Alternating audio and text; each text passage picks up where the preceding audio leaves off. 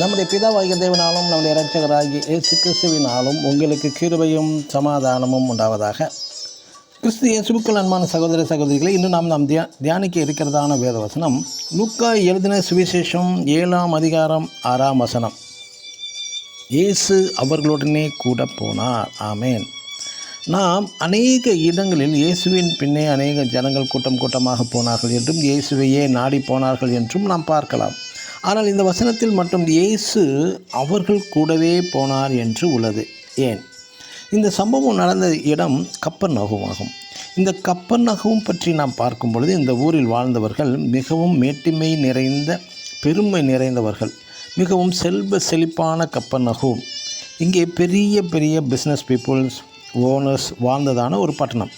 இயேசுவும் கூட இந்த பட்டணத்தை குறித்து சொன்னது என்னவென்றால், மத்தேயு எழுதின சுவிசேஷம் 11ஆம் அதிகாரம் 23ஆம் வசனத்தில், வானம் பரியந்தம் உயர்த்தப்பட்ட கப்பர்நகூமே என்கிறார். இன்றைக்கும் சிலர் சொல்வது போல, நான் அமெரிக்காவில், லண்டனில், ஆஸ்திரேலியாவில், கனடாவில் இருக்கிறேன் என்று சொல்வது போல, அன்று மிகவும் பெருமை நிறைந்த தலைவணங்கா நகரமாக விளங்கியது அந்த கப்பர்நகூம்.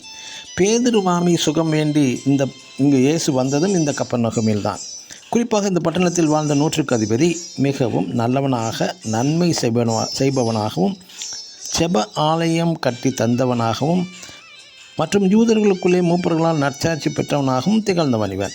இங்கே இவனது சுகம் வேண்டி அல்ல, இவனது வேலைக்காரரின் சுகம் வேண்டி இயேசுவிடம் மூப்பர்களை அனுப்பி இயேசுவை கனப்படுத்தி, இயேசுவை வருத்தப்படுத்தி, இயேசுவை தனது வீட்டுக்கு வரவழைக்க கூட சிறிதளவும் நான் தகுதி உடையவன் அல்ல என்று, நீர் ஒரு வார்த்தை மாத்திரம் சொல்லும், என் வேலைக்காரன் சொஸ்தமாவான் என்கிறான்.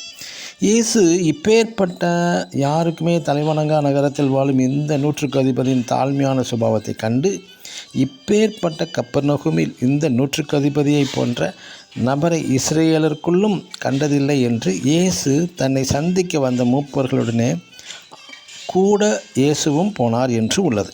பிரியமான தேவனுடைய பிள்ளைகளை, நீங்களும் தாழ்மை உள்ளவர்களாய் இருக்கும் பட்சத்தில் இயேசு கிறிஸ்துவும் உங்கள் கூடவே வருவார் என்பதில் சந்தேகமே இல்லை. ஆமேன்.